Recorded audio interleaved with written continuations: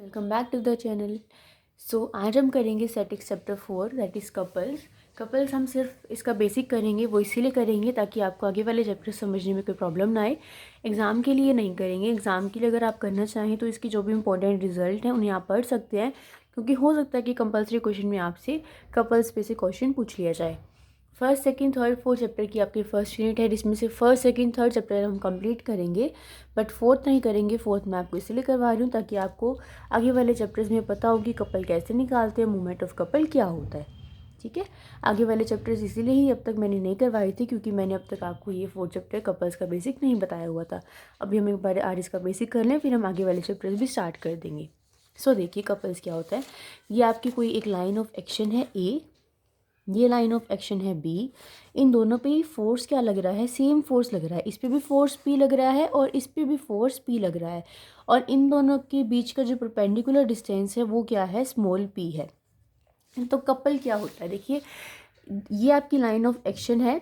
जितना फोर्स आप यहाँ से लगा रहे हो उतना ही फोर्स आप यहाँ से लगा रहे हो, मतलब इस तरह से आप फोर्स लगा रहे हो, ऐसे इस रोटेशन में फोर्स लगा रहे हो। जितना ही ऐसे, जितना नीचे की तरफ फोर्स लग रहा है उतना ही फोर्स ऊपर की तरफ लग रहा है किसी बॉडी पे।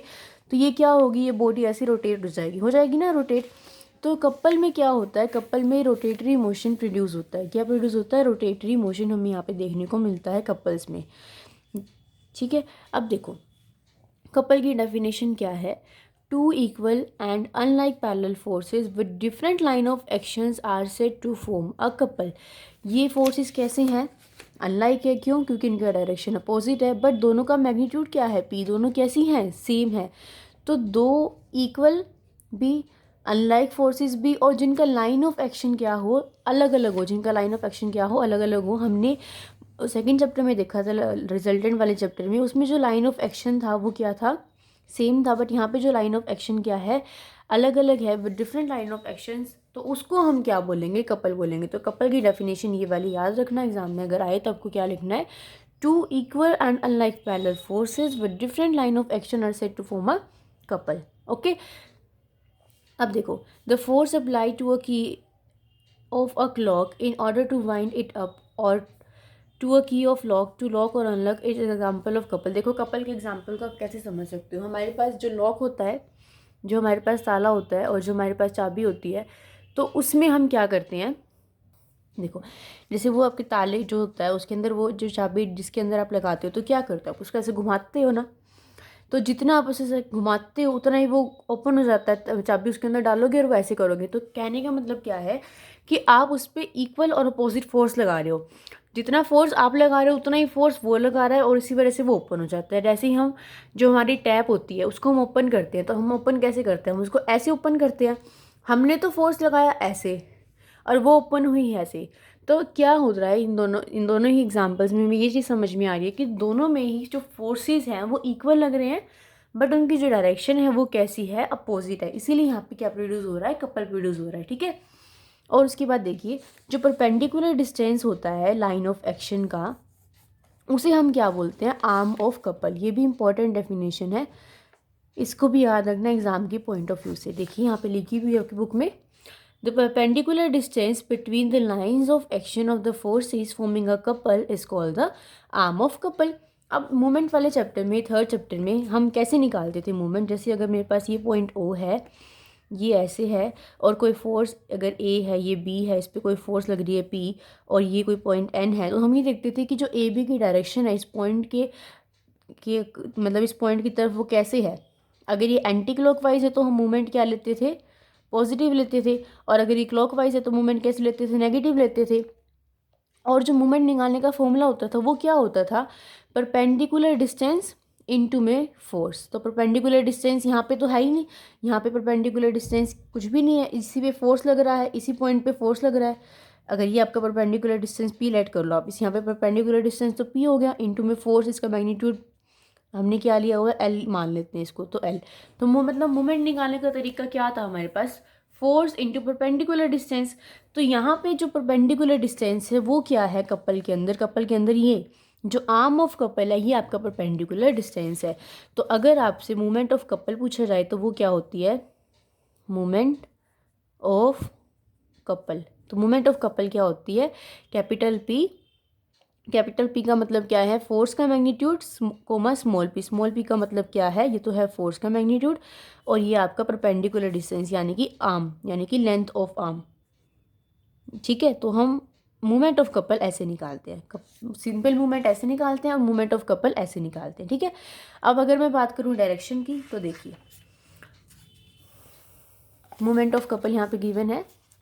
The movement of couple is defined as the product of magnitude of either of forces forming the couple and the arm of couple. तो किसका प्रोडक्ट होता है, ये फोर्स का और जो लेंथ ऑफ आर्म है, उन दोनों का प्रोडक्ट क्या होता है, मूवमेंट ऑफ कपल होता है। ठीक है, और मूवमेंट ऑफ कपल कभी भी ज़ीरो नहीं हो सकता, ये बात भी ध्यान रखना। और देखिए ये डायरेक्शन आपको, अब आपको पता, मैं समझाऊंगी साइन ऑफ, जैसे उसमें साइन ऑफ मूवमेंट लेते थे ना हम, वैसे यहाँ पे sign of movement of couple क्या होता है उसको हम समझेंगे। तो उसके लिए डायग्राम आपको समझाया हुआ है। देखिए ये फोर्स ऐसे लग रहा है, ये फोर्स ऐसे लग रहा है, तो इसकी वजह से ये चीज़ ऐसे रोटेट कर रही है और ऊपर वाली चीज़ ऐसे रोटेट कर रही है।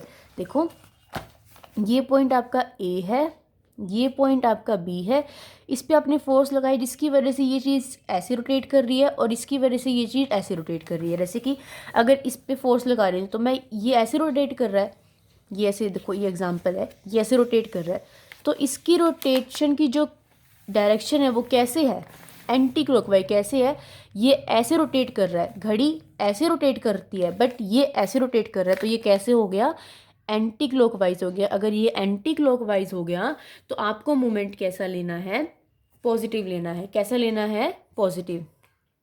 क्या लोगे, मोमेंट ऑफ कपल पॉजिटिव।